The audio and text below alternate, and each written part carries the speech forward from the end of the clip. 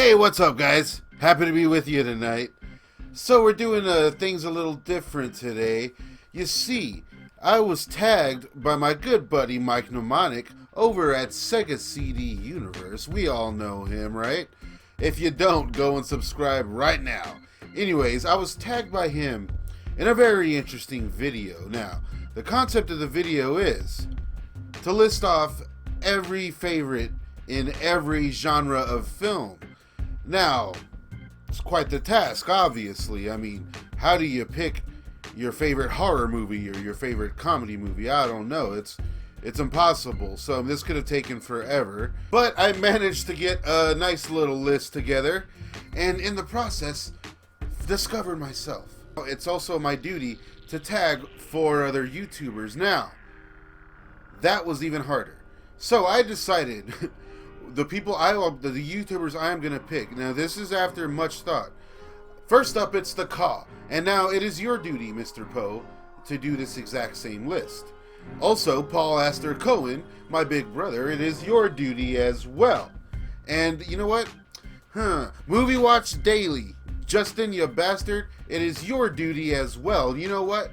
I'm gonna reach a little far into the depths here, and I'm gonna call out Joe Blow videos and see if they're willing to step up to the plate. Joe Blow, it is your duty. Now getting straight to it, let's see. I didn't pick the genres. I'm only going by what Sega CD Universe sent, and I added a few fun ones at the end.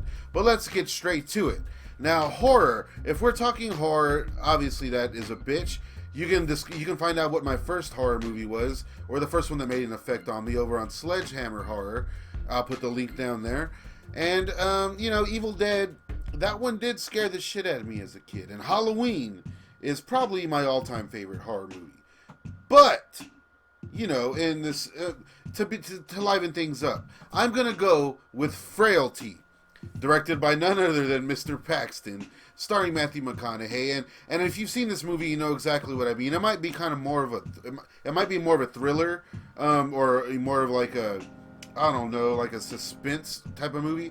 But there's no denying that this is also a pretty heavy slasher influence flick, and damn it, it is pretty horrifying. This movie has some scenes that straight up freaked me out, and I still think about from time to time. And it being the only live action film that Bill Paxton directed, damn, it's a damn shame that it didn't do better in theaters and get him to do more horror films. And he was obviously a big fan of horror, and Frailty, in my opinion, is flawless. 5 out of 5, straight up. Okay, next we have animation. Now this one was also really difficult. As you know, I'm a huge Ralph Bakshi fan. So it's like I want to pick a Ralph Bakshi movie, and the one I immediately went to was American Pop. But, I gotta hand it to Fox and the Hound. Fox and the Hound has been maybe my favorite cartoon my entire life. Since before I was able to even really speak or interact with people, I was watching this movie. And, it's just a coincidence that Mr. Feldman had something to do with it, the motherfucking man. And the movie is just it was a movie to really get into at a young age that maybe not every kid should see as young as I did, because it really taught you some life lessons, or at least it tried to. I remember feeling things I wasn't really quite sure what I was feeling, but the movie really does hold up. I just watched it the other day, and god damn it if I didn't cry. Okay, next one, we have Sci-Fi. Of course, another hard one, but I thought long and hard about this one, and I guess this one could be considered fantasy as well, but I have to go with City of Lost Children, mainly because of the overall aesthetic. I love foreign films in general, this one being French, and god damn is this a beautiful movie, mixing all kinds of elements. And you had early CG, you had all kinds of cool stuff. You had Ron Perlman holding that little girl by the hair. Oh man, that was nothing but the poster was so awesome. I remember having this poster in my room when I was a kid, and I think my mom got rid of it because it was like scaring me and shit. But damn it, this movie is so cool. A very underrated sci-fi movie. I don't think it gets enough sci-fi love. It should. Okay, next we got Western. Now I'm a big Western fan, and I want to pick an old one. You know what I'm saying? And after thinking long and hard about old movies, the one I went to was a movie I saw, I think for the first time like 10 years ago, God's Gun. But I didn't want to pick that one because I'm thinking I should pick something more modern, you know? Not everything has to be all throwback, right? Which I still pick like a movie that's older than shit. The Missing by Ron Howard, starring Tommy Lee Jones, Cate Blanchett. Very underrated movie. This one, most times you watch Hollywood westerns and nothing seems lived in, nothing seems real. You know what I mean? I almost picked Maverick. I love that movie. But that's another one where nothing really seems authentic. It all seems like a stage play. Or, you know, something more often than not nowadays they nail the dirty look. But back then they weren't really getting it. And The Missing makes you feel sweaty. You feel the bugs. And the antagonists, the scary natives, you know, oh my God, the witchcraft and the Tommy Lee Jones being a Native American and no one cared. You know, I don't know if he has any native blood or whatever, but that was awesome. He is so good in that movie. Cate Blanchett. It is a horrifying movie, and it all has a very real feel. I can go on about The Missing forever. I think I might do a Missing video. That movie rules. All right, next up we have Romance. Now again, I'm a sucker for romance movies. I got to tell you. I love myself a good chick flick or whatever. And, you know, and just because of them having that stigma of the chick flicks, I was trying to think of something else, you know, what's another good, you know, and I came upon Chasing Amy, which of course I love that movie. Well, that's like one of my favorite that is my favorite Kevin Smith movie. So, I'll talk about that some other time. What I will pick now as far as straight romance, close tie with Untamed Heart, Bed of Roses. Yeah, that one. This movie has a very subdued performance from Christian Slater. You know, he's not really doing the hammy Jack Nicholson. And it's really a woman in peril movie. You know, it starts off and it shows how this woman was abused and treated in her life, and now she's a professional businesswoman who don't need no man, and you know, but she's real vulnerable, and it's a real sweet little love story. Pamela Adlon's in it. There's a nice soundtrack. I love this soundtrack. You know, I admit to watching a lot of weird things. Every time I tell people about this one, and I can go on about it forever, people stop talking to me. Okay, Adventure. Another one. Like, Adventure could be a lot of things, but I don't know. To me, I never considered this to be a sci-fi movie. It is an epic. It is an adventure. It is swashbuckling. You know what I'm talking about. Krull, my favorite adventure movie. This easily could have been under sci-fi, you know what I mean? It is that flawless mix to where I just didn't get it. I mean, if you're gonna call this sci-fi, you can call Neverending Story sci-fi adventure, you know, whatever. But Krull, it takes that Seven Samurai, Magnificent Seven feel, you know, Battle Beyond the Stars. It's all of that, but done with like a He-Man-esque.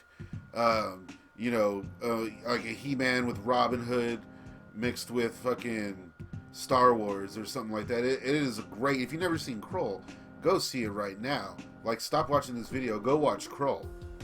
Okay, next up we got drama. My all-time favorite drama. This one was actually easy. Breaking the Waves. One of Lars von Trier, I believe it was Lars von Trier's first Woman in Peril trilogy. You know, the first one in that. And I believe that's what it's called. It was definitely part of the Dogma 95 movement that he spearheaded, only to break their own rules. You gotta love the Dogma 95 movement. And this one, you get it all. You get standout performances by the main cast. I don't really want to talk too much about this one because everyone should see it and experience it for themselves. This is like the movie that all the art house geeks obviously mention or whatever. And, you know, this is like on the top list of a lot of movies, a lot of dramas and whatnot. But, you know, I saw this when I was a kid. I sought out these types of movies when I was a kid. I loved these type of movies when I was a kid. This one always stuck with me. And to me, when I hear Lars von Trier now, it's surrounded by controversy and by all this other kind of stuff. I still like most of his movies, but to me, this one is his masterpiece. Okay, next up, we got comedy. Damn it, this one was very difficult. I decided to just go by laughs per minute, straight up, and not anything else. Laughs per minute. And that led me down a narrow path. So, I almost picked The Stoned Age because that movie's hilarious. Laughs per minute is just going off. But I had to give it to Kids in the Hall, Brain Candy. Hilarious movie. Every single scene is a setup and a knockdown for jokes. It is the perfect comedy. I hear there's a revival coming from the Kids in the Hall. I hope so, guys. Let's get it. Action. That's another one that I thought was kind of easy because I love like Mission Impossible movies. You know, the GoldenEyes, your Quantum of Solaces. I still like those movies, as well as every other James Bond movie. But I like all kinds of action flicks. It doesn't take much to impress me as far as action goes. Which is why The Big Hit is my favorite action movie. This one has it all. I mean, the main finale takes place in a video store. How awesome is that? You never really see that, and you don't really see it now or since then. It just doesn't happen. And the performance from Lou Diamond Phillips alone. Now, this is a weird one. I always figure that at some point The Big Hit would be turned into like a straight-to-DVD series with Antonio Sabato Jr. and Lou Diamond Phillips somehow coming back or something. You know, it never happened. Why not?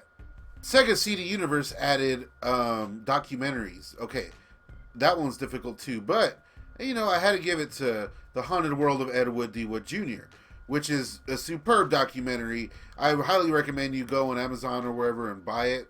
It's worth the money. It's very difficult to find online.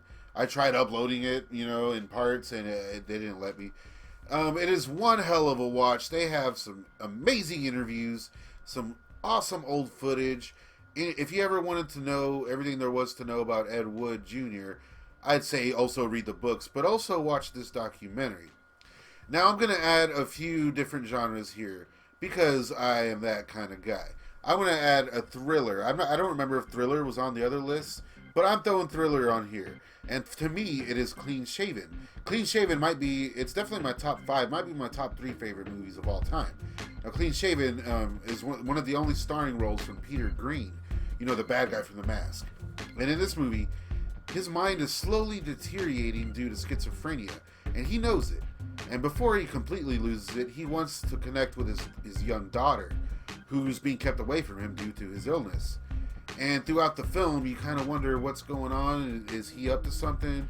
And there's another girl that goes missing when he gets out. And it's a great watch. It is heartbreaking. It is intense. It keeps you engaged on the edge of your seat. All of the above. A flawless film. Clean Shaven. Okay. Also, we're going to throw in teen movies. Teen movies that's a legit genre, right?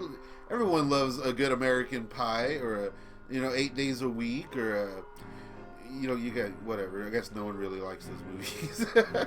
But for me, I got to give it to my buddy Corey Haim and his flawless performance in Lucas. Cause I'm keeping it real. Cause I'm keeping it real. And I also want to do, I almost forgot about this one. Gangster movies. I'm going to throw gangster movies in there too, just so I can have the chance to shine a small light on Abel Ferrara's classic masterpiece. I wish everyone would go watch this right now. The Funeral. The best performance from Chris Penn, Christopher Walken, Vincent Gallo. Dude, everyone that's in this movie is flawless, except for the little kids. There's some horrible little kid acting. But damn it, this movie is great. A generational story of gangsters in the 1930s, I believe it is, dealing with the loss of their brother, trying to find out what's going on. You got communism. There's all kinds of stuff. Go watch this movie immediately. Again, Mr. Poe over at the Caw. It is your duty to make the same list. Joe Blow Videos. I know you're watching. Go and do the same list. Paul Esther Cohen, it is up to you, buddy. Go and make this same list. And, of course, the beautiful Justin over at Movie Watch Daily. Go and make these videos and tag me in them so I can see all of y'all's lovely pics. And I will be sure to share them as well. Let's keep this going, guys. This was a lot of fun. As always, this is Alex Staunch at Staunch TV. Son of a bitch.